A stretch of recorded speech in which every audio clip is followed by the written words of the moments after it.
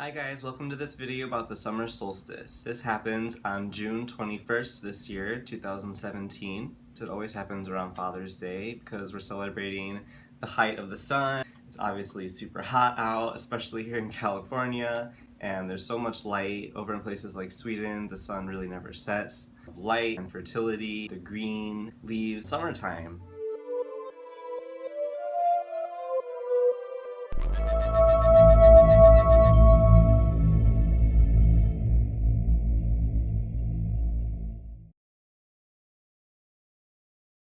So the bonfires that we have today and barbecues and stuff like that really go back to ancient times. People used to get all their animals, light torches, and go parade through the land until they would get to sacred sites like Stonehenge or something like that that's made to celebrate the sun. And there they would stay up all night and the animals are growing their antlers. This is the time the Holly King takes over. He and the Oak King have a battling duel. So now we are entering into the feminine half of the sun moves from Gemini into Cancer on the solstice. So that's another thing to celebrate. The word solstice actually means sun still. We're just talking about the time that the sun stays still in the sky, and for 3 days before and after and on, the sun will seem to rise in the same place. And so places like the observatory here in LA, they have lines on the ground that correlate to the summer solstice. You can wait for it all year. Very magical to watch it rise. So if you can, definitely get up really early and watch the sunrise, because it'll be very early in the morning, probably around 4 or 5 a.m. Divination is always really easy around this time. It's one of the 4 points of the year. We have this time, Christmas, May Day, and Halloween, like the 4 points. Another Wiccan myth is that the goddess is mourning the death of her son, the Sun King, and so that's why we have a lot of rain. Thunder gods and lightning gods are associated with this time. The Native Americans called the next full moon coming up the thunder moon, so this time is all about thunder and lightning and storms, if you haven't noticed already, or if you live in a place that doesn't have a lot of storms. Magic spells that you might want to focus on around this time would have to do with coping, your personal purpose, power, strength, initiation, manifestation, support, and unity. Of course, you can use any color in your magical workings. It doesn't really matter as long as it makes sense to you and you feel it from your heart. But obviously, gold is a great choice because of the sun and all the sunlight. And you can also use green. All that sunlight is making the leaves green. Also pick red for all the life and the vitality. It's blue because the sun is going into Cancer. Obviously, a lot of us can't have bonfires in our backyard or stuff like that. Just take an herb that's associated with the sun, like rosemary is a really good one. Put it in your cauldron, just light it on fire. Think about sun, maybe father figures in your life, goals for the next coming year. Meditate on that. You can do this whenever you want. A good time to do it is at midday of the summer solstice or noon, because that's when the sun is at its peak. You can have that and just breathe in the good smells of rosemary. Of course, as the solstice is a summer festival and celebration, there are many trees associated with it. Beech, its associations are assertiveness, creativity, friendship, goals, kindness, balance of the mind, prophecy, prosperity, protection, self-work, stability, visions, wisdom, and wishes. Also, a laurel tree, which gives these bay leaves, everyone's used to those, symbolize expanded awareness, clairvoyance, clarity, determination, fame, fear, home, honor, influence, inspiration, justice, longevity, loyalty, money, opportunities, peace, pregnancy, psychic ability, and willpower. There's also the linden tree, which is also known as the basswood, the bee tree, the lime tree, and the white wood, and its powers are attraction, calmness, communication, encouragement, fidelity, marriage, needs, nurturement, relationships, dealings with stress, transformation, visions, and warmth. So that's it for the big trees. Now let's move on to plants. First, there's Galangal, which is the Thai ginger root, and it deals with the astral realm, desire, reversal, any kind of skills. And I didn't know this, but Galangal actually can help with judicial favors. So if you're in need of some luck in the court, maybe eat some Galangal the night before, put some in your pocket, and you might have better luck. Another good plant to use is mistletoe, which is associated with the winter solstice. Obviously, we all know mistletoe is a Christmas plant, but it can also be used for the summer solstice. But beware, because it is poisonous. So if you see anything called all heal or golden bough or holy wood, it's mistletoe. And be careful, because it's poisonous. But in magic, you can use it for business, death, dealings with the underworld, and inner power. So it's very powerful in mistletoe. Last, for plants, we have saffron. It evokes sexual prowess. And if you don't have any saffron or you can't get a hold of it, there's safflower, which is a good alternative and much cheaper, and it has that same deep red color. So if you're just going to be burning it in an incense or something like that, I highly recommend just getting some safflower. So there are a couple herbs associated with the summer solstice. So the first one is chamomile. It comes in these beautiful little yellow flowers. I have an old bag of some here. It's good for easing anxiety, if you want some gentleness in your life, or grounding, or harmony, if you want to break some hexes or get some insight to stabilize your moods, help with nightmares, patience, or any kind of problems.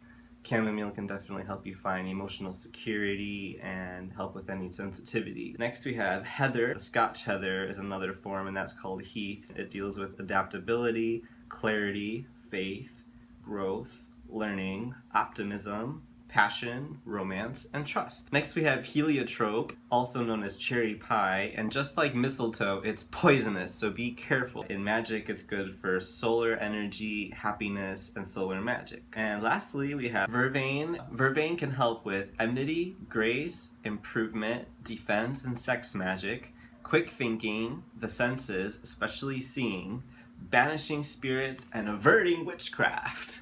Now, on to crystals. So a lot of people know that you can charge your crystals under the full moon, but all that energy that the moon is getting is coming from the sun, so the perfect time to charge your crystals is the summer solstice. And yeah, a lot of crystals can fade in the sun, but one day of charging in the summer solstice sun isn't going to ruin the color. Here's some amber. It's a great stone to use. The pyrite. These both have very pure, very electrifying energies, and the diamond is associated with clairaudience, devotion, destiny, and reconciliation. If you can get a hold of a blue diamond, it can deal with innocence. Check out some blue diamonds. Next, there's the emeralds. Everyone knows emerald. Cleverness, deceit, self-discipline, travel. They can stimulate visions, and they can help you find your inner truth. Next we have jade, and I didn't know this about jade, but it actually attracts fairies. So if you need some help from the fae people, you might want to get some jade and put it at your windows or at the door, in your kitchen, anywhere really. Like doorways are good because there's a lot of magical energy around portals and doors. Anyway, there's also lapis lazuli, prophecies, emotions, mental and spiritual purification. Last but not least, there's tiger's eye. Tiger's eye is yellow, it looks like cat's eyes. When you shine it just in the right light, it gives you those flashes. So acceptance, cheerfulness, empowerment, integrity, intelligence, loss, animal magic, psychic protection, and success in business.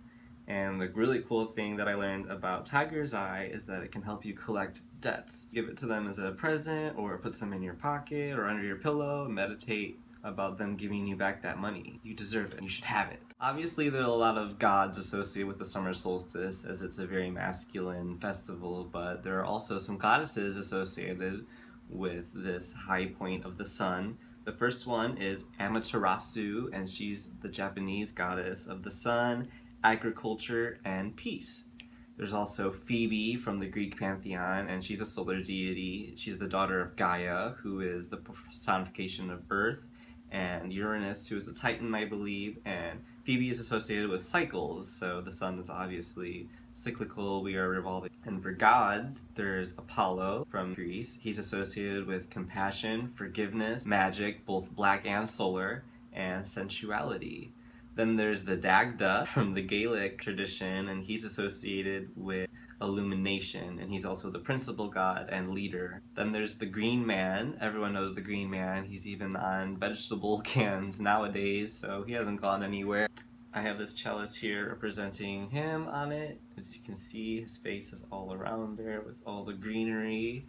That's also the green man. Abundance and male power, which is obviously prevalent at this time. Sunlight and everything. Helios, also from the Greek pantheon, and he's associated with agriculture and light as well. Zeus, who is associated with ambition, charity, sexual needs, justice, and release. And everyone's favorite trickster god, Loki, is responsible for the fall of the sun god in his mythology. He's associated with the summer solstice, cunningness, independence, and personal space. Then we have Mithras, the ancient solar god of vegetation and regeneration, also kindness. He had many cults following him all throughout ancient times. Then there's Ra, the god of the sun in the Egyptian pantheon, and he's also the king of all the gods, just like the Dagda in Gaelic and Zeus in the Greek pantheon. Around this time you see the main gods being worshipped. In India you have Surya, he's the Indian sun god. Thor, everyone knows Thor, but he also goes by Donar. I didn't know that, D-O-N-A-R, so if you ever see that, they're referring to Thor. He's a thunder god as well, but he also is associated with the household and fertility, which you will see is very important because we have a Cancer new moon coming up always right after when the sun goes into Cancer. The moon will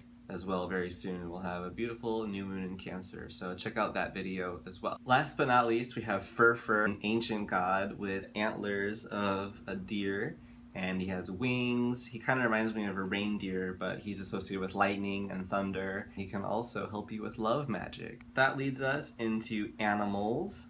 Deer are very associated with the summer solstice and the winter solstice. Anyway, cattle are very associated with the summer solstice. People used to rely on these animals for food, so it was very important to have good, healthy horses and cattle. As far as magic goes, cattle are associated with comfort, enlightenment, past lives, standing your ground, and cosmic order and organization. The goldfinch, a beautiful yellow-chested red-beaked bird from North America, is associated with the summer solstice. He can help you activate or awaken things within you. He can give you a deep awareness of yourself, and he also helps with the power of the voice. Then we have the kingfisher, a very colorful bird, also native to North America, and he helps with clear emotions and happiness in marriage. Then there's the owl, and he's associated with affection, assertiveness, especially the long-eared owl, connections, both seen and unseen, control, death, especially the barn owl. Owls can help you extract secrets when you need them. It can also help with shamanic practices like shape-shifting.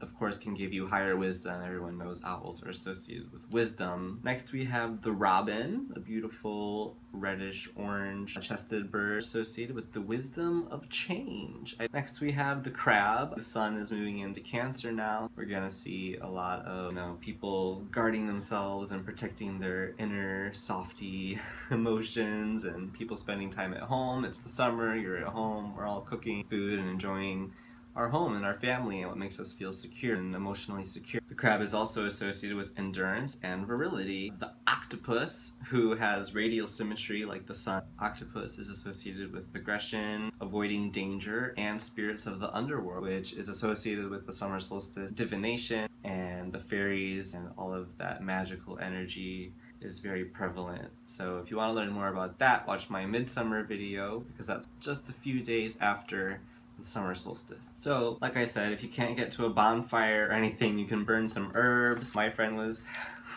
gracious enough to get me all of this beautiful rosemary. Of course, you can burn bay leaves or chamomile or safflower. Use some thyme essential oil or burn thyme. Well, of course, any of these, if you have the essential oil, you can use those as well. Feast. This is the time of the sun at its height, so enjoy it while you can. Be thankful for your family members and your loved ones and your pets and everything. This is a time of just celebrations.